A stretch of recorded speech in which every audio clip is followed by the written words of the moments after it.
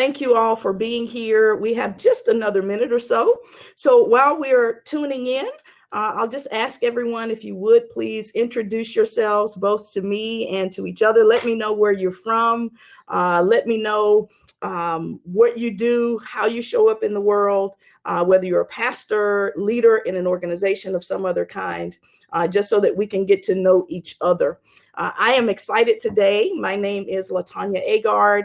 I serve as the pastor of a local church in Fuquay-Varina, North Carolina, but I also founded my own business called Bespeak Solutions, Inc., and I am a narrative transformation specialist. I believe in the power of story. I believe in the power of narrative, not only to help us understand what it means to be human, but in order to chart a new path so that we can live futures of liberation and hope. That's what I do. That's how I work with my clients, and I'm excited to share this information with you today. I have a lot of stuff to get through, so I'm going to go ahead and move forward. Again, thank you so much, everyone, for being here. We see Dr. Williams from Houston by Hearing LLC. Wonderful. Thank you for being here. William Ward, thank you. Narrative transformation specialist. Interesting. Came up with it myself because I believe that we are transformed by the power of our stories. And I'd love to talk with you more about this framework, the platform that I use, and the modality that I am committed to because of its deep power to help people and organizations change. Again, so welcome to my presentation. Today, I want to go ahead and begin talking about how people, in particular, how we enjoy the opportunity to change because of how God is using us. Okay, so I want to go ahead and try to move through the presentation. There we go, so that I can find it. There it is. Storytelling as the pathway to healing and reconciliation. Our learning objectives today are simple. Today, I want to ensure that we cover three things. By the time you finish, or by the time we finish our time together, hopefully you will understand narrative principles. You will understand how problem narratives affect you personally, culturally, socially, and professionally. And we will understand how narrative practices can be used to chart new futures for ourselves and for our organizations. So if you will, continue to share questions, share insight, share some of your own concerns in the chat function. I'll be toggling back and forth so that we can continue this time together.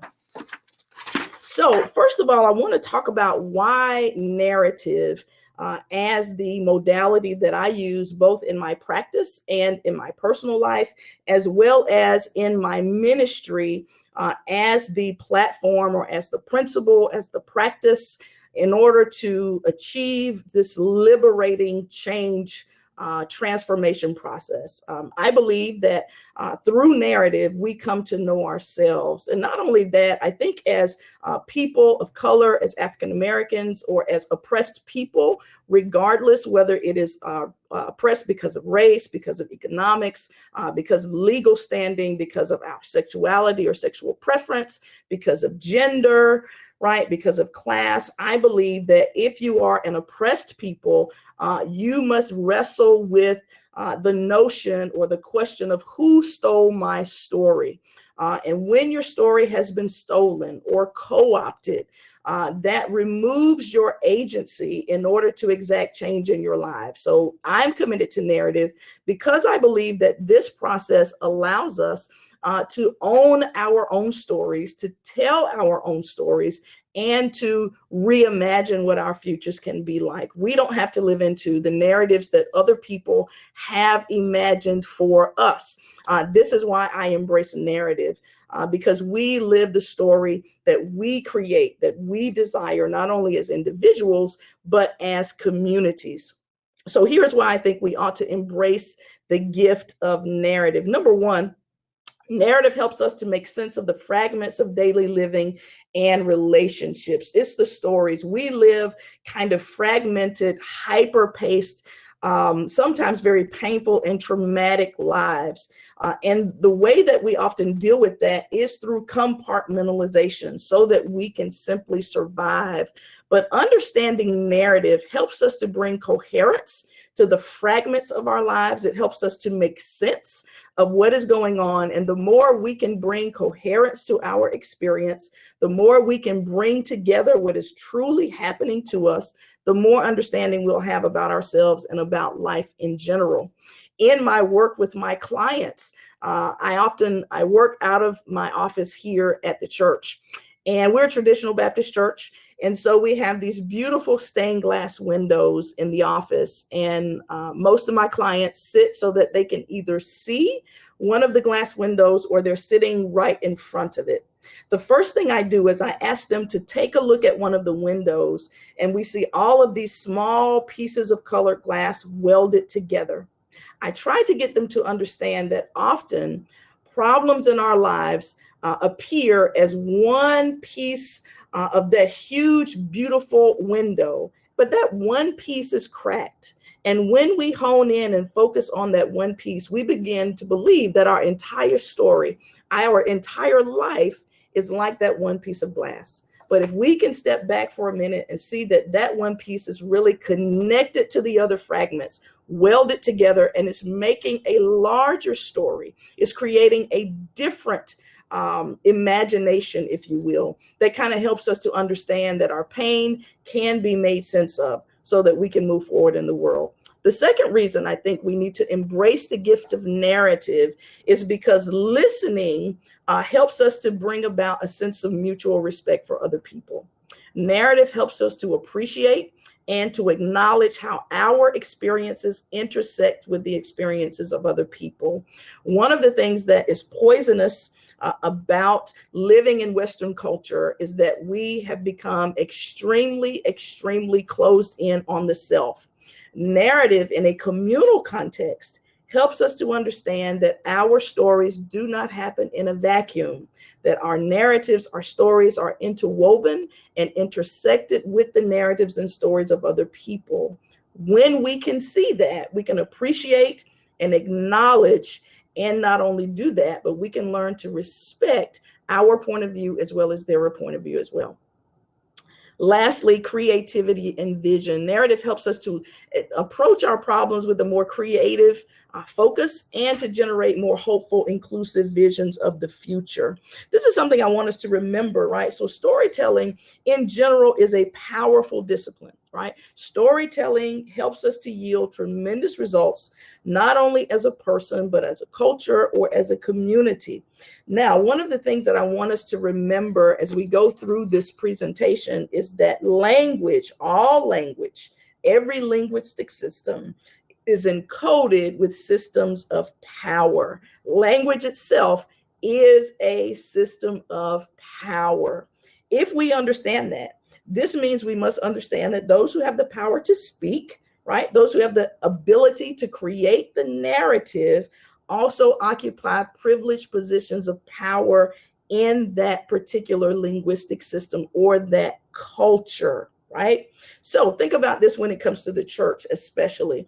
As pastors, we have learned now, I hope, to use more either gender neutral or gender inclusive language for God, right? We do this because we know that if God is always referred to as he, God, he, if God is always he, only and ever he, every male then also becomes a God-like he, with privilege and power to dictate the narrative for that particular faith community, right? That is how language works. So this is why I believe that narrative and embracing the gift of narrative can truly help us in our work as a church and in our work with particular clients. All right, so in our next slide, I want to talk about for a few minutes the core principles of narrative therapy and practice. So in my practice, I have focused and I choose to focus on narrative therapy and therapeutic practices because of these core principles. One, all language is encoded with assumptions and systems of power. Again, I just talked about that. Problems are problems, right? Problems are problems. People are people. This is really, really important. Problems are problems. People are people. People are inherently good, creative, and capable, right? This is really, really important because one of the things that we are often told, one of the things that the narrative that has been communicated about African American people, about people who are whether differently abled, people who are poor, people who have all of these other challenges in their lives, that we have been taught that we are somehow deficient, that we are not creative, and that we are evil. But the commitment, the core principle of narrative therapy is that people are inherently good, creative, and capable. This comes out, of course, out of Genesis chapter 1, when God looks down on creation and says, very good, right? This means then that people are not problems. Problems are problems. People are people. People are inherently good, creative, and capable. And people are not problems. So when someone comes in with distress or dis-ease, the distress is only a symptom or a sign that a problem is present. And this problem is always outside of the person. The person, him or herself, is not the problem. Again, this is a powerful, powerful commitment. Think about this. In the Black preaching tradition, we have embraced this principle from the very beginning. Black preaching, by definition, I believe, is a resistance narrative that challenges the toxic narrative that people who are Black, who were birthed in the image of God, have been used, have been exploited for the purpose of whiteness, white supremacy, capitalism. And the tool that has been used is the narrative of race, right? So in Black preaching, we say that this is a false narrative, that Black folk are God's folk. We say that that narrative is false, that the biblical story is our story, that we are loved and lovable, we are good and worthy, and we are capable of life, right? This is really, really important to hang on to these core principles, right? That people are people, problems are problems, and people are inherently good, creative, and capable, right? So the symptoms and signs that a problem is present. So one of the things that we think about when it comes to this, when it comes to symptoms on a personal level, a symptom could be something like insomnia. A symptom could be something like alcohol dependency or anxiety or anger, right? But on a cultural level, on a social level, it can appear very differently. But the dis-ease, the distress communicates the same thing, that there is a threat to the self, to one's self-understanding, to one's coherence and identity, right? So on a social level, the distress could manifest as a protest. The distress could manifest as looting, as violence, as poverty, as unemployment, as schism, as hierarchy, right? The problem is not that there is something wrong with the people. The problem is that the cultural narrative that has been used to shape their lives are disturbing their sense of self-identity, community, nation, and church.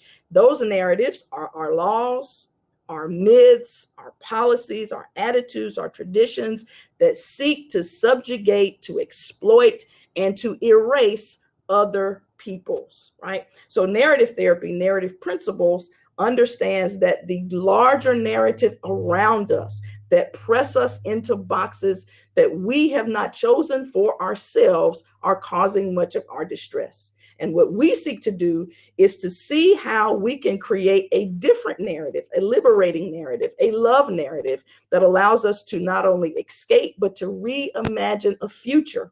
This is true for us individually, but it's also true for us, I think, as a people and as an organization, as a church, So we can see that this can be used on many, many levels. So in the next few slides, I am going to walk us through how I use this particular approach in working with one client. And again, continue to drop some questions or some insight in our chat box. So let's imagine that we are sitting in a room and someone walks into my office, and this is the first thing that this person shares with me, right? I can't stop drinking. It started out being a way to relax after a rough day or a rough week, but now it's every day. I don't like it, but I can't seem to stop myself. It's like every time I come home, the first thing I want to do is grab my tumbler, pour myself a drink, and disappear.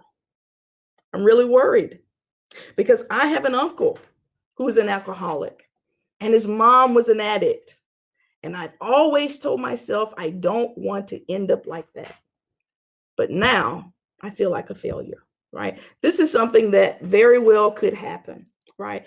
As pastors, as leaders, as clergy, we should not assume that we are somehow immune to this kind of problem showing up in our lives, right? That we all have things that show up, they create distress, and before we know it, we feel overwhelmed. The first step in this process is to name and analyze the problem, right? Problems can often feel and appear totalizing, which means larger than life. Totalizing, all-encompassing, totalizing, strangling, smothering, or impossible to solve, right? So when we do this, when we sit down with clients or when we sit down with an organization that's experiencing something that's causing great distress, the first thing is to help the client see and to name what is really going on. What are the symptoms of the problem you're having? What is it, right? So we sit down and we see that the language this person is using tells us a lot about the magnitude of the stress, the magnitude of the dis-ease, right? What we see in this particular case is that this particular person has understood or understands him or herself to be weak. Right? The problem is beyond this person's control. This is how this particular person is experiencing the problem. Not only that, this person feels weak in relation to the problem. I can't seem to stop. This person feels like a failure, internalizing a toxic narrative. This person is experiencing a level of self-loathing. This person is also internalizing language, right? I or my uncle is an alcoholic. His mother is or was an addict, right? Equating identity with problem. And again, we have to go back to one of our first core principles. The person is not the problem. And so in narrative therapy, we actually don't use the kind of labeling that we will find in other clinical modes or other clinical models in working with clients. So we would never say that a person is an alcoholic, a person is an addict, a person is depressed. We instead will say this is a person who is dealing with depression. This is a person who is facing alcoholism. This is a person who is resisting whatever the issue or the concern may be in order to externalize and extract and remove the issue from the person. This is really, really crucial for us, right? So the next stage after that is to help the person to see that change can only happen when we are ready to move forward, right? So step 2 is to move forward or to turn back. And this is so important. This is so important. Think about this when it comes to churches who want change theoretically, but do we want to do the work that it takes to change our narrative? We want to be different theoretically, but are we willing to do the work that it takes to re-envision our lives as individuals, as families, and as organizations, right? So the next step is simply to challenge those that I'm working with. Are you ready to move forward? Are you really ready to stand up to this problem? Remember, the problem is outside of the person, outside of the organization. Are we really ready to stand up to it together and begin to write this new story, right? Now, this is required. If you're not ready, you're not going to change. So in my example, this fictional pastor has shown up in the office, but that means she's really, really ready to do the work, to commit to the process of change. I would say that until the person is ready to say yes, we're still kind of in a holding pattern, right? And all of us know that until the internal yes occurs, an external change cannot happen. The yes must first be internal and not external, right? Assuming that the pastor is willing, assuming that this person is willing, this person who's shown up in our office or in your consultant group and is ready to change. I'm ready for my organization to change. I'm ready for my entire vision to change. That is when the process can truly, truly start, right? So the next few steps are continuous steps. Steps 3 through 5 are what we do to narrate liberation and hope. At this stage in the process, as a narrative specialist, we would work with the pastor to dismantle the toxic narrative of the problem, right? The toxic narrative that alcohol dependency is taking over her life. The toxic narrative that I am a failure. The toxic narrative that alcoholism has destroyed my previous generation, is going to destroy me, and it's going to destroy the next generation. The toxic narrative that I can't get out of this. The toxic narrative that unless I'm perfect, I'm no good, right? So the first thing we do is begin to question that toxic myth. We begin to question the narrative that is trying to co-opt our story, right? So some of the questions could begin with something like, are you sure that? Could it be possible that something else is true? Have you considered, or do you always? So I would begin there. This particular person in this fictional scenario, right? This pastor has come in and she says, I come in and every day I want to take a drink. The first thing I want to do is grab the tumbler, pour my drink, sit down and disappear. So my question would be, do you always follow that particular scenario? And she may say, yes. I say, is there not one day? Is there not one time when you don't do this? Well, I don't do it when I'm on vacation, or I don't do it when I go to my mother's house, or I don't do it if I end up going to the gym. I don't do it if I have more work to do. So that glimmer of hope leads us into an area where we can begin to compile evidence of this pastor's capacity to stand up against the problem. Because anytime we say that we always do something, I can always guarantee that there is a moment, there is an instance, there is a situation where that is not true. And the first time we see the open door where we're actually resisting the problem, that gives us a foothold, that gives us an open door to begin to compile an alternative story, to begin to write evidence that this person truly can stand up to it. So this means that compiling evidence of capacity is simply what it says. Evidence of capacity includes stories of success in other domains of life. Evidence of capacity include what people who admire you actually think and say about you, not what you're thinking and saying about yourself, right? This is evidence of capacity. Evidence of capacity would be to ask the person, how have you managed to live so long in the face of such an incredible problem? Because that speaks to internal resistance and strength. And when we find things that they've been able to do, we can simply ask, how did you do that? How are you strong enough to raise your family, to work a different job, to pastor a church, to take care of yourself physically, even though this huge problem has been present, right? Asking that kind of question helps a person reimagine how she sees herself, because she sees herself as weak. She sees herself as incapable. She sees herself as a failure. But helping her to compile evidence of her capacity can help to shift her thinking about the narrative that she desires to live into. After that, it's simple. We begin to expand on areas of strength.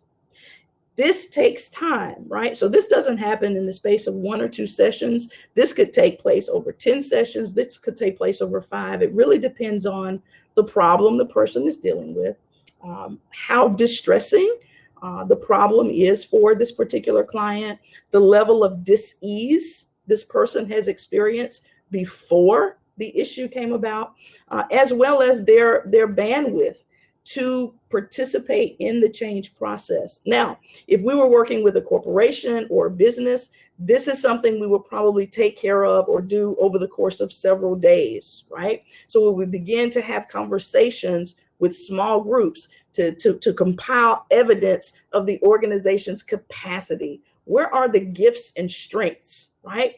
We may look at our numbers, we may look at certain things and see that we are not successful, but there is capacity within the company. There is capacity. There is a body of knowledge, a body of strength, a body of skills that we want to tap into so that we can imagine a new future, right? So it will look different if we were using the same principles with the church or with an organization.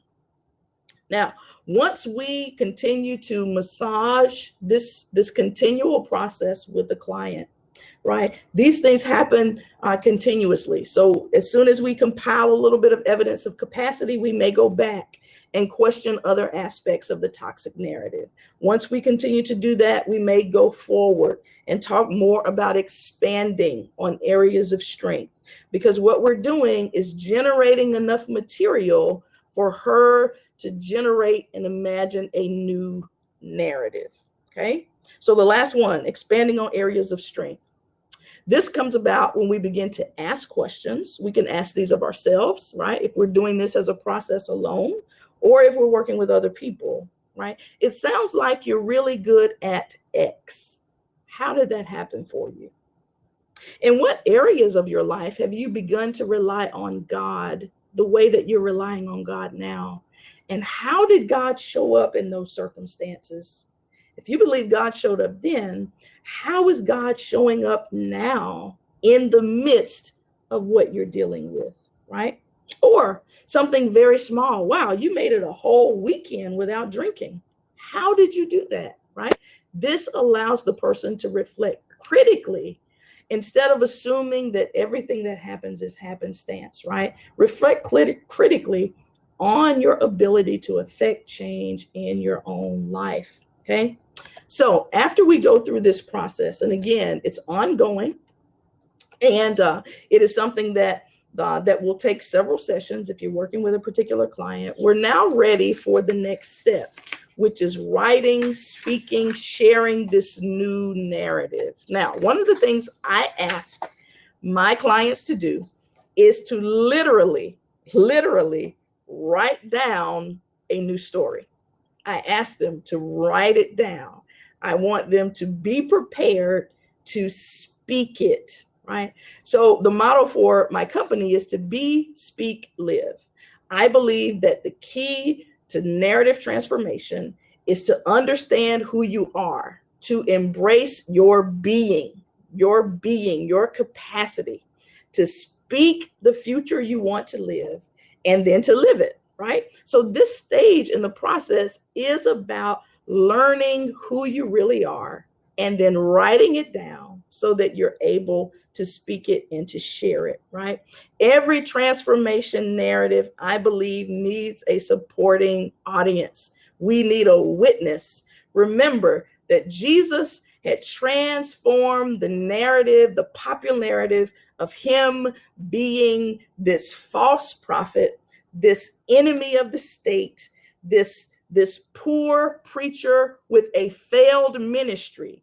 He reimagined, right? His resurrection challenges that particular narrative. And so Jesus says, I need you to be my witnesses, right? So every transformation narrative needs a loving witness who will affirm that change has taken place and is taking place, right? Every transformation narrative needs a witness who will celebrate the effort and the commitment of the person doing this difficult work. We need people in our lives who will challenge us and encourage us to continue the transformation process. So this is where people begin to think of their support system. So what I asked them to do is to write their narrative, imagining that they will deliver this new story in front of their tribe, in front of the folk who are for them, who really love them, and who want to see them succeed. Now, for some people, these people are deceased, right? Could be a grandmother, could be a wife, could be their children, but it may be someone who is not, they're not able to reach physically, and that is okay, because remember, this is about our moral, spiritual, self-understanding, and our imagination, right? Imagination is critical for change. Without imagination, one cannot change. Without imagination, the Bible says our people perish. So imagination is very, very important. Without vision, without imagination. Sometimes the people are deceased. Sometimes they live in a different area. Sometimes I am that only person because their support network has completely fallen apart from their perspective. The key is to imagine this person and to write with that person, that group, that tribe in mind, okay? It requires them to tell the new story. The new story does not ignore the problem. It doesn't delete the problem, right? The problem is out there. What it does, it helps them to reinterpret the problem, reimagining it in light of the work they've done in the earlier stages. So when we think about the pastor in our example, this pastor may write about her family struggle with substance abuse. She may write about this family history of being stalked by addiction, but not as a story of defeat, right? Think about this. She can remind herself and her tribe that every person in her family who tried to change actually managed to break free of the destructive cycle of substance dependency. She could tell the story about showing up hopeless, but now seeing the incremental change that is coming about in her life and understanding that transformation is a process and not a moment. She can understand and share this idea that because she's willing to share her story, she's no longer living into the narrative of shame. A narrative of shame always renders us silent and perceivably powerless against those who seek to dominate over us. This is why shame is so very toxic for our spirits and our minds. Shame keeps us quiet, and shame allows us to believe that we deserve the bad treatment that we receive, right? So she can begin to narrate how she's shedding or transitioning from a narrative of shame to a narrative where she can fully accept herself, even though she's struggling against this problem. She might also begin to reflect on how her work personally is impacting her children's lives or her church life or some other domain of her life. So we would begin to see that when we begin to transform one area of our lives, when we stand up to one problem, when we reimagine one problem, the impact is systemic, right? It's systemic. It's not something that's held in a box, because our lives are intertwined, because narratives intersect. And anytime we transform a part of ourselves, we can see how that transformation affects other parts, and transformation begins to grow, not only within us, but within those who are around us, in our family system, in our church system, in our corporations as well. Now, the next thing to do, the last thing there is to do, is simply to embrace, to refine, and to live the new narrative, right? So after sharing this, and again, this happens over time. So when we begin to rewrite and reconsider what a new future looks like, when we use these narrative principles to begin to reimagine future, to begin to reimagine ourselves, to heal ourselves, this gives us the capacity to do the work of reconciliation in the world, right? Wounded people, bleeding people, those who have not yet understood and affirmed themselves are in no position. We don't have the capacity then to do the work of reconciliation, right? But we have to first learn to love and receive the love that belongs to us. We need to be whole, and that wholeness cannot come from the outside. It has to come from the work that we do within ourselves through the power of the Spirit, through competent care, through those tools and agencies that we have available to us. So the key to a lifetime of liberation and transformation is to embrace the reality of one's own goodness, one's own capacity, and to continually refine your vision for the future and to live it on purpose, right? So the narrative that I write at 45, 46, 47, 50 years old should not look the same or sound the same or have the same kind of depth that I would have written at 30. And what I wrote at 30 surely should not look the same, sound the same, or contain the same elements as what I would write at 70, right? Because this is a continual process. And we understand that because we are enfleshed, we are always pressed upon by toxic narratives that seek to destroy us. But through this process, we can learn to re-envision, we can learn to tap into our capacity and to rewrite, to reimagine what it means to live a full and healthy life. This means then that we begin to live it on purpose, okay? So I wanted to get through all of this. It's a lot of information. We have about 10 minutes or so. So I want to look at some of the questions that we have in the chat. Thank you all. You've been really, really, really attentive. Let's see here. We have a few questions. One of the questions I see here is you spoke about how our narratives are interconnected as community. Why do you think we struggle so much with silencing or even dismissing our stories of abuse in our homes or church communities? How do we work to overcome this? I think we struggle with silence. We struggle with our stories because of the issue of shame. And we have been taught that certain things are not to be spoken of, but that teaching comes from a broader narrative that silences certain voices, the broader narrative that says that the voices of children do not count, the broader narrative that says that the voices of women do not count, the broader narrative that says that the voices of Black peoples do not count. And so because our imaginations have been co-opted by those toxic narratives, we internalize it and then we're silent about our abuse. Now, so the problem is that we must learn to have the courage to speak, right? So how do we overcome it? In my work in a church, I think one of the things we do is we create small group space. We create programming. We include issues of pain throughout our work in the church.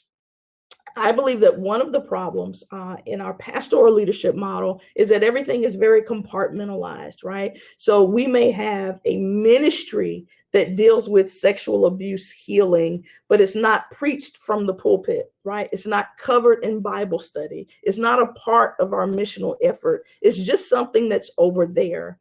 And even when we do that, though we think we're doing something good, we have still othered that group, right? We've still othered those who experience that pain. So instead, we need to ensure that our ministry is truly inclusive. And so we need to preach about these things. We need to teach about these things. We need to include them in the total ministry of the church. Now, when it comes to an individual, of course, again, I suggest that, seeking out therapy, seeking out counseling, finding someone who is truly for you, right? Finding the witness, someone who can affirm that your voice, your experience is valuable and that you count. I think that's the way we overcome that. A few other questions that we had here.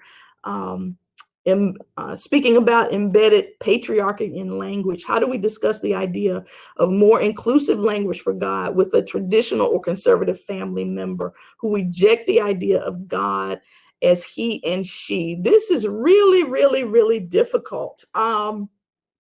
I think one of the things that we can do is to, rather than speaking of God as he or she, we can begin to maybe have them consider, well, if spirit is neither he nor she, because the Bible says God is spirit, right? God is spirit. And if God is spirit, then we have to understand that the only way that we can understand, because we are enfleshed in bodies, right? So our imagination is limited by the fact that we're enfleshed, okay? So because of that, we have imagined God to be male.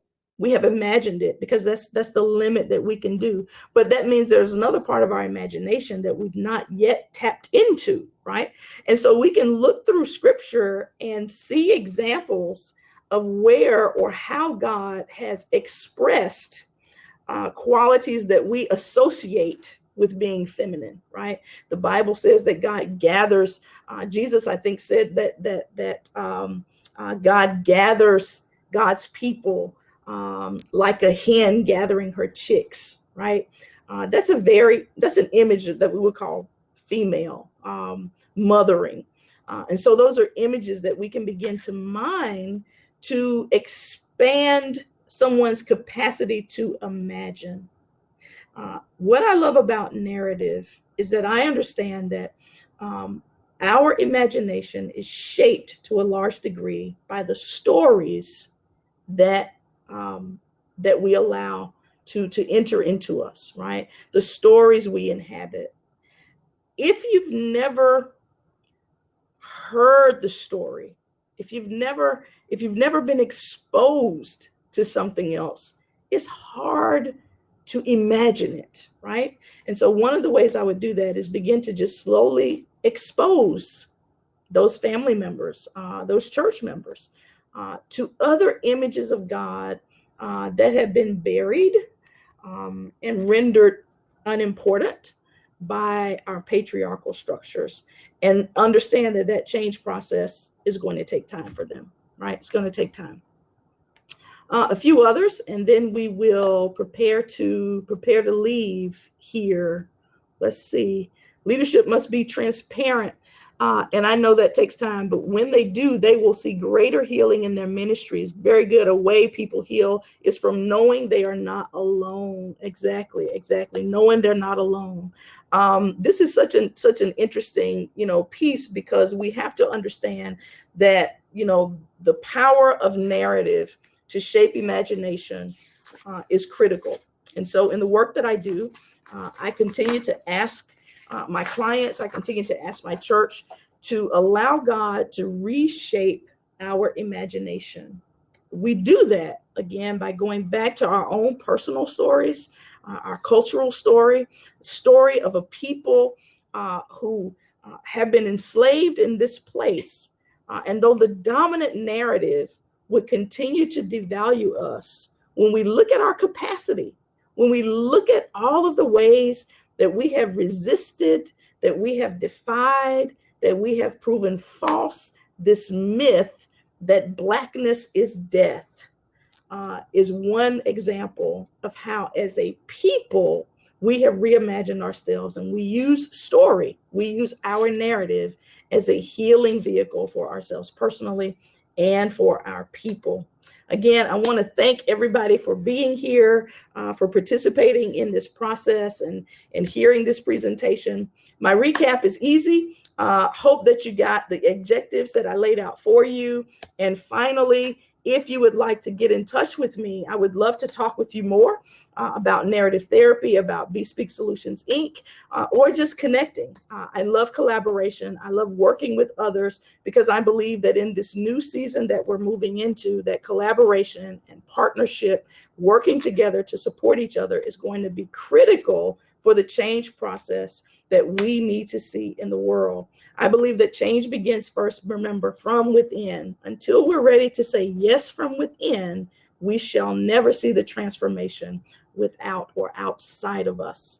Thank you so much. I think I'm at 1:15, which is our break time. I really appreciate this time to share with you. And I look forward to seeing some of you, hearing from some of you. Again, I love to talk with you soon. Have a great afternoon, everybody.